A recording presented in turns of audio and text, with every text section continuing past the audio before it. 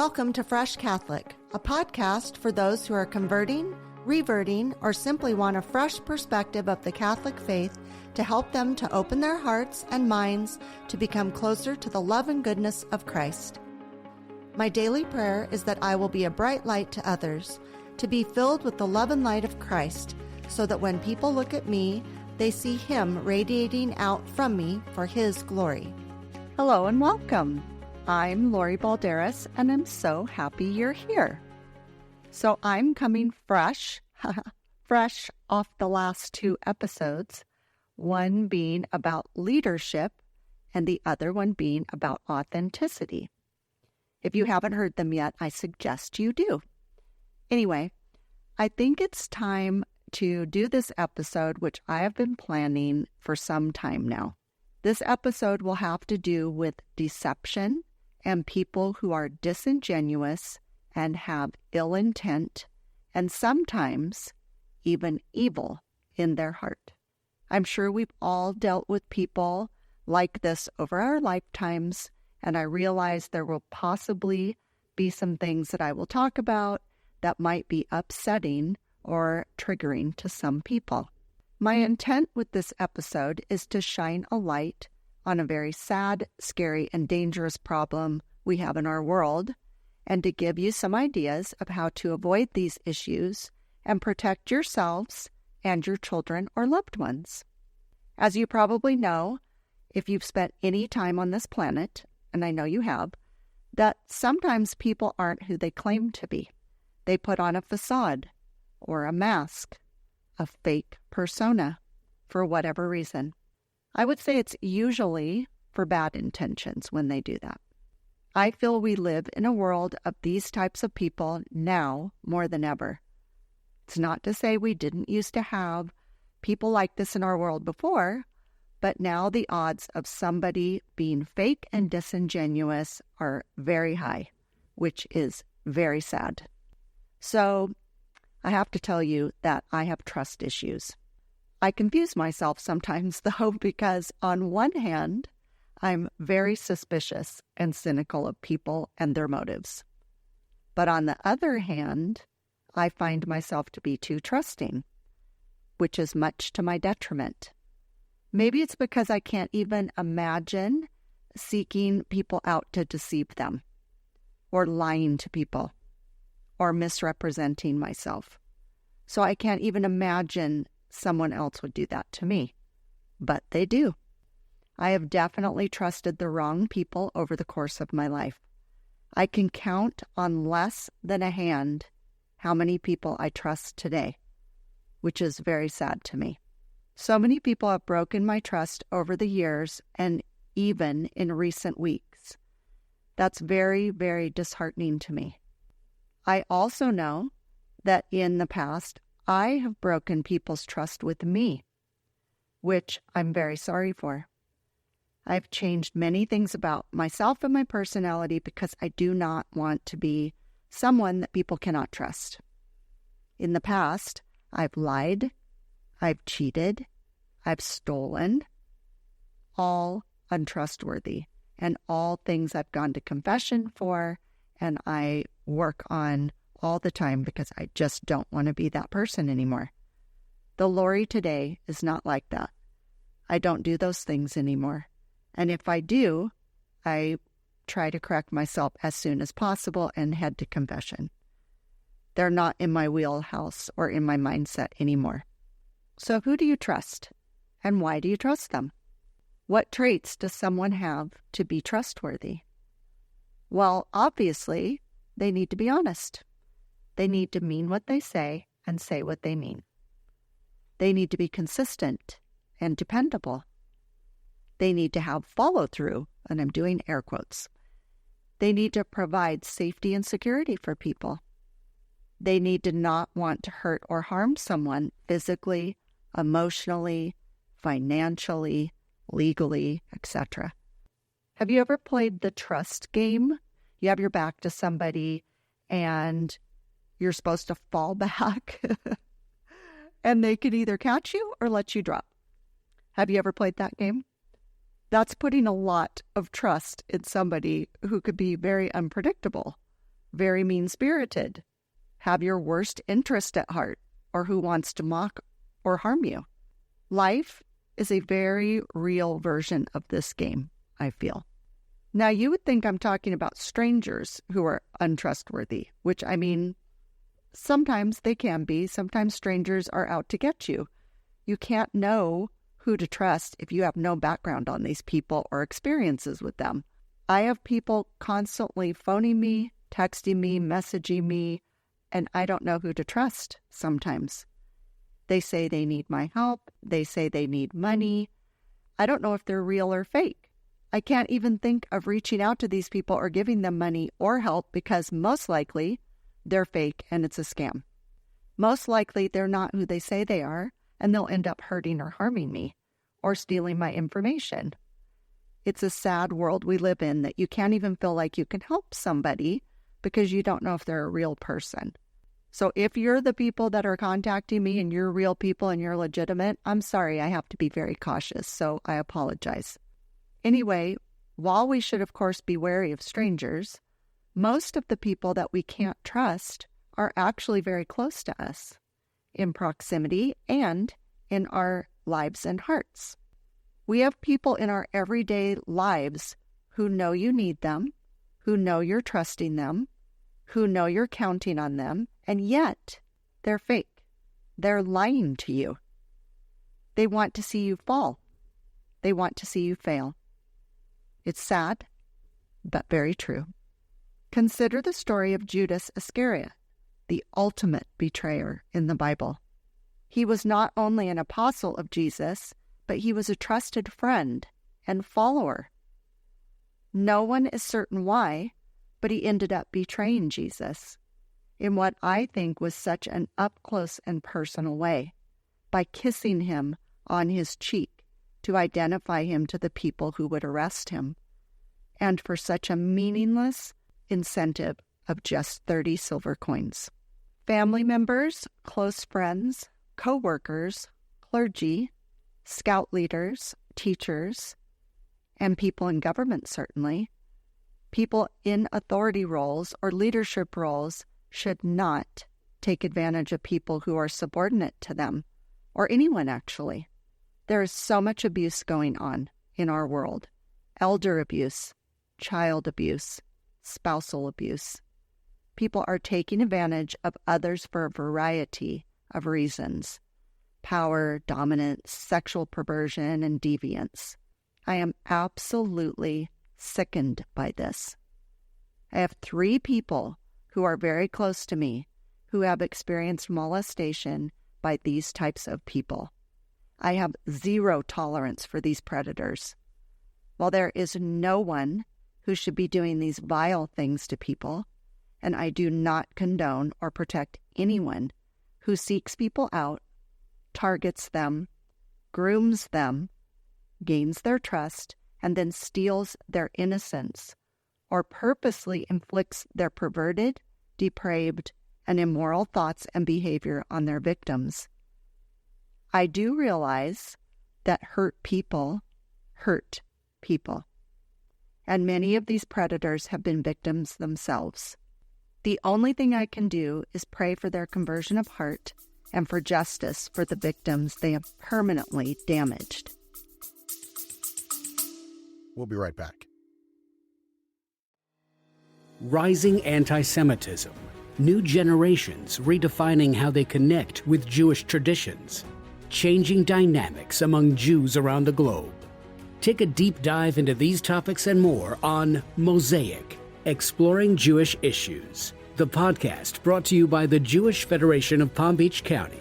Hear from the thought leaders, politicians, scholars, and artists at the forefront of Jewish life today. Subscribe to Mosaic, Exploring Jewish Issues, wherever you listen to podcasts.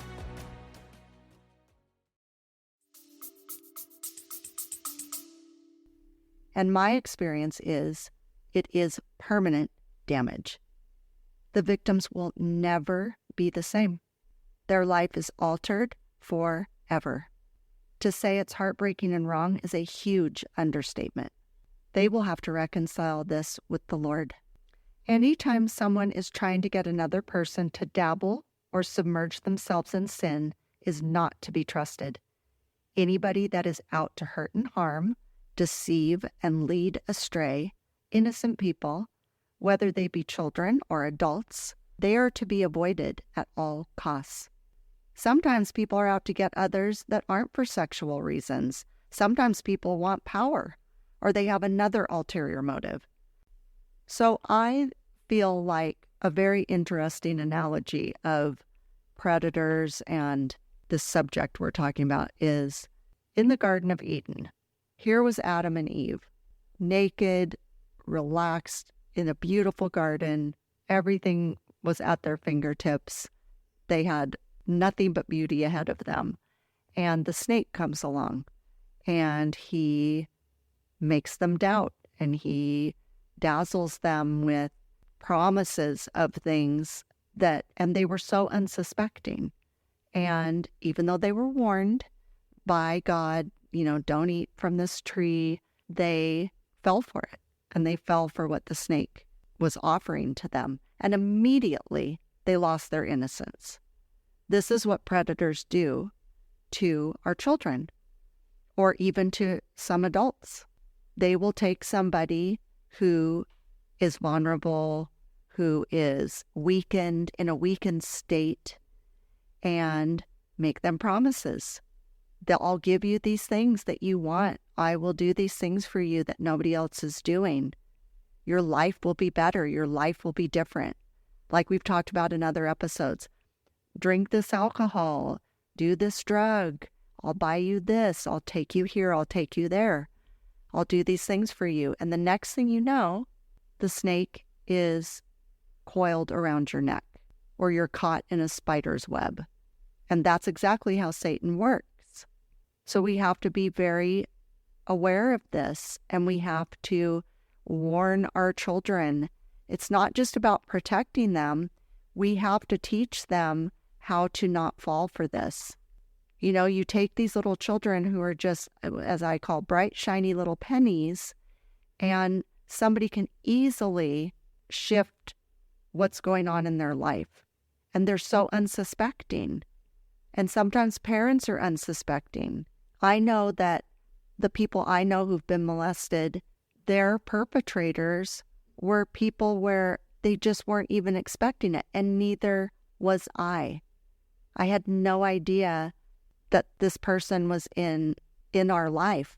It's not always who you think it is. It's not always that cut and dry. And we have to be very aware, and we have to look for some warning signs.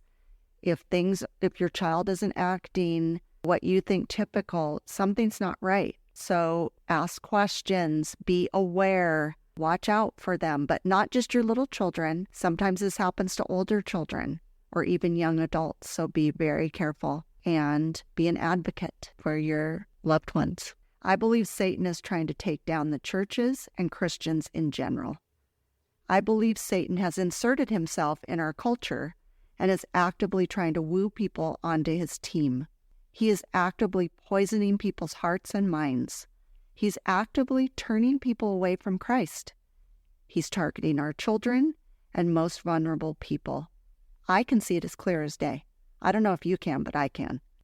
In 2 Corinthians 11:14, St. Paul reminds us, "For even Satan masquerades as an angel of light." I recently watched a documentary on a Christian church who had corrupt people running the religious empire. Everything was for their own gain or notoriety, not truly to build up Christ's kingdom. This reminded me of an experience I had a few years ago. There was a former pastor of a church in the town I grew up in that was dazzling people in his congregation with his charm and past career as a football player. But in my opinion, he was a false prophet. He condoned and celebrated things that were against what Christ's teachings are. He was guiding people down the wrong path.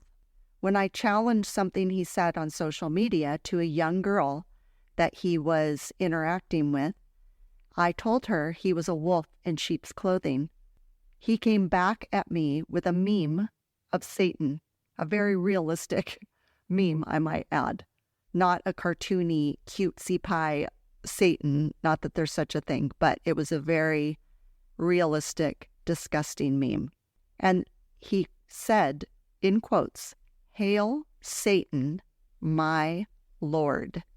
And he was a pastor of a church when this happened. I was shocked. Okay, maybe not shocked. I mean, I had his number, and it was 666. Anyway, all joking aside, this man had no place being a leader of a church. I still have the meme. I still have the quote. So if anybody wants to see it, I have it. And there are many people like this in homes, in workplaces, in organizations, and churches. And the Catholic Church is no exception. I'm not giving them a hall pass. I will not protect anyone who uses their level of authority to hurt or harm people. I don't care who they are. And trust me, I know what the general sense is out there, that all priests are pedophiles and that the Catholic Church is just this degenerate organization. And yes, there have been things in the past. Yes, absolutely. However, I am employed by the Archdiocese of Los Angeles, and I can assure you that with all the scandals that have gone on, which everybody's well aware of, good things have come out of that. There is lots of intense background checks, fingerprinting. If somebody is caught doing something, they are removed from the organization. There is restitution for victims. And so good things have happened since the scandal broke. So I am not in any way, shape, or form protecting anybody who uses their level of authority to hurt or harm people. And I don't care who they are. I don't care what level they're at. If they're doing something wrong, I don't support it. And I do know that the Catholic Church gets the full weight of aggression and finger pointing done at them when there are pedophiles and molesting going on in all walks of our life. There are, in the family, this is happening. In the church, like I said, in other organizations, none of it is good. It's all bad, and it all needs to stop. And we all need to be very aware of it. But when something positive comes out of it, we also need to be aware of that. And I think people like to look the other way, and they don't want to know that the Catholic Church is actually making this very important, that this disgusting thing that's gone on in the past doesn't continue. And remember, it's humans that are doing these crimes. It's not the church.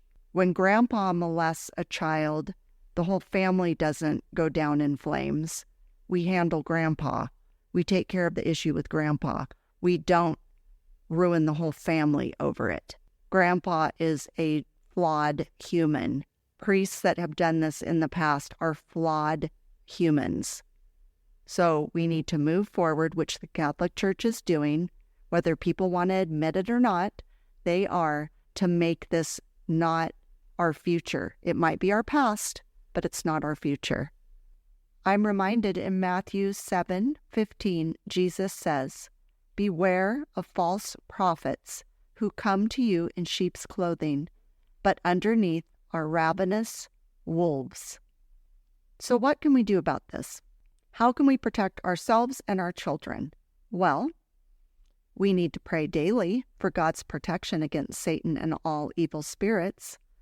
We need to ask the Lord, with the intercession of St. Michael the Archangel, to hold a holy shield in front of us and to do battle for us and our children to keep us safe. Regarding our children, I believe we need to teach our children to not go with any strangers unless it's been totally approved by mom or dad or trusted adults such as grandparents. It's good to have a family code word that only your very close family knows in case there's a sudden change in the schedule or pickup or something like that. If the person picking up suddenly doesn't know the code, the child does not go with them, and you've taught them that. I always have an exit strategy. Teach your children to have an exit strategy in all situations. Learn to anticipate. I know some people don't like to teach their children street smarts because they're afraid they'll frighten their children. But I think quite the opposite. I think if you teach your children street smarts, it might scare them a little bit to talk about it in the beginning, but preparation is key. And then they'll know what to do if and when something bad is about to happen to them. It's very sad to me that our children can't just be children. It's horrible that people have taken our children's innocence, and we feel we need to always be on high alert for predators. But that is what we have to do. I'm reminded of the story of Hansel and Gretel. They were alone in the woods, tired and hungry, and a sweet old lady, she was a witch of course, offered food and a bed. She preyed on their vulnerability. She wanted to literally fatten Hansel up to eat him. You heard me. But they ended up being too smart for her. They tricked her and ultimately turned the tables on her and pushed her into the oven. No more witch. But sadly, lots of children wouldn't know what to do if they were taken. It's rare to find a friendly child these days, and I don't blame them. I don't blame their parents. I blame our world. People teach their children stranger danger, which is good, but sometimes parents take it too far. Again, I don't blame the parents. I don't blame the children. I know they're being very protective, and rightly so, but I just think it's a shame. When my children were little, I used to tell them that they could speak to people as long as they had an adult with them that they knew. Like if I was with them, if they're grandparents, their aunts or uncles, they could speak to any adult they wanted to and be as friendly as they liked. I encouraged them to interact with all types of people and to have nice conversations and manners as long as we were having a watchful eye over them. On the flip side, I would let them know every morning what the plan for the day was regarding pickup times or appointments. They knew if I was going to change the plan, I would tell their teacher, who would then in turn tell them. I also told them there would never be a time that a person they didn't know would ever come to pick them up from anywhere. We had far too many people that could do that they knew. We also had a family code word. If anyone who wasn't their dad, grandparents, or my closest friend were to show up to pick them up, that person would need to provide the family code word.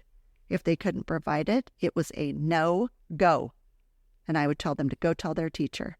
Now, regarding all of us, we all need to be more cautious when people ask for our information or ask for specific things about us. Social media and the internet are cesspools for predators. They're watching, waiting, and luring people of all ages into their lair. I don't mean to sound overly dramatic, but I mean it.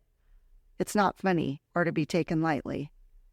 We need to be more cautious when we agree to do anything for anybody without first meeting them or at least speaking to them on the phone or having a Zoom call or something where you can identify them to see if they're a real human and who they claim to be. But even with that, you can't judge a book by its cover. We've all heard that since we were children, and it's true. They could look perfectly fine. They could say all the right things. They could have a charming personality or entice you with things others can't give you. But keep your wits about you. Come on, people. Use your gut instinct. If something doesn't feel right, it's probably not. So beware. Evil comes in many forms, and Satan can insert himself into people and in situations that are solely meant to hurt and harm others. You have to learn how to discern when someone is true and genuine, and when they have your best interest at heart, and when they are lying and deceiving and only want to hurt and harm you. So if you find yourself being taken advantage of by somebody, or you feel like you're just on a dark road and you don't have anybody to turn to or anywhere to go, and you're feeling quite desperate or feeling hopeless, never forget that you have Jesus next to you. He has his arm around you. He has his legions of angels around you. He is protecting you. What you need to do, though, is beg him, pray to him to help you. He is always there with you, but like I've said in past episodes, he wants to hear that from you, and he will relieve your pain and your trauma and everything that's going on. So never forget you're not alone, and there's always going to be some human out there that's going to help you, and God will provide somebody for you. But keep a lookout for those people. Don't give up hope. Don't become so desperate that the people that are trying to hurt and harm you take you over and win, because God is not going to let that happen. Satan wants that to happen. Satan wants you to throw in the towel and give up and cater to these people who make you these false promises, or who might dazzle you with things or situations that you think sound wonderful. That's not true. And so please pray. Please know that the Lord is with you and he will keep you safe. Please ask for the intercession of saints that can also help you. So don't give up hope and stay strong. I know this was a serious episode, but I love you and I don't want anything bad to happen to you and your loved ones. And now some fresh Catholic news. So like I said last week, I am very excited to announce that I am on the list of top 100 Catholic podcasts. I'm number 11. Oh my gosh, I'm so excited about that.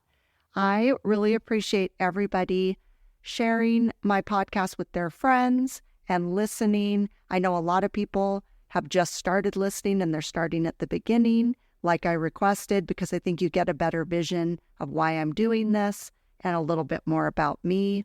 So thank you for that.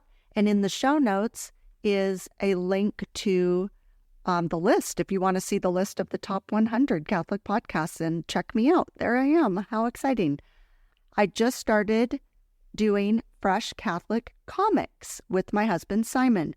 So it's a fun little creative thing we're doing, and I hope you enjoy them. I know a lot of people are looking at them, so share those with your friends as well.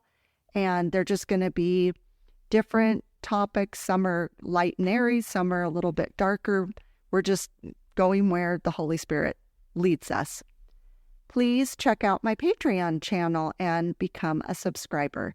I really need a lot of support for my podcast, and it's really easy to do. Go check it out. There's all different levels that you can support me at, as little as $5 a month, which would be really helpful, all the way up to $250 a month. You get lots of extra added content and merchandise like water bottles, keychains, hats, bags, things like that.